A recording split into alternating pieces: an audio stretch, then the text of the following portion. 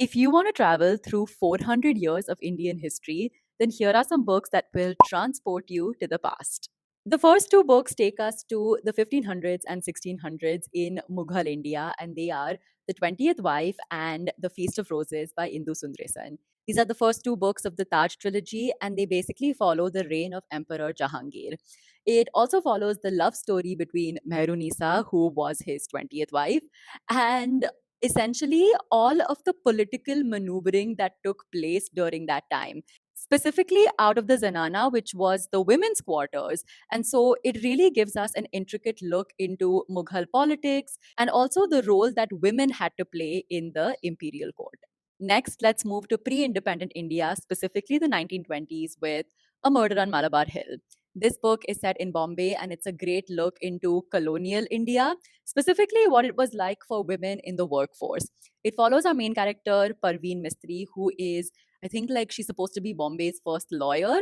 And she basically is investigating a murder. And she not only has to face a killer, she also has to battle the patriarchy of that time. It is very immersive, it is atmospheric, and super engaging. Next, let's move to post independent India, specifically the late 1940s and 1950s. And the focus of this time is the partition with Remnants of a Separation by Achal Malhotra. These are real stories from real people who went through terrible atrocities during the partition, but they are filled with so much hope and so much love and so much grace. It's just one of the best books that I have ever read, and it might be one of the best books you'll ever read. So I highly, highly recommend it.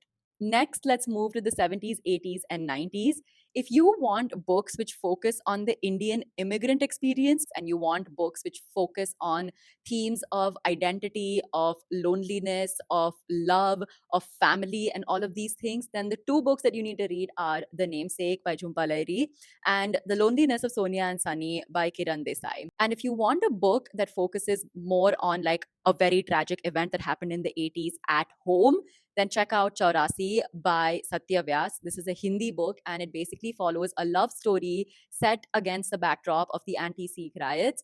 It is a very innocent and lovely love story, but it also focuses on the brutality and the violence of that time in a very graphic and vivid way, and it's absolutely gut wrenching. And lastly, moving to contemporary times, check out Ghachar Ghochar by Vivek Shanbag. This is a great look at Indian family dynamics and the influence of wealth, money, and power, and all of these things, especially what it does to interpersonal relationships. And the ending is absolutely mind blowing.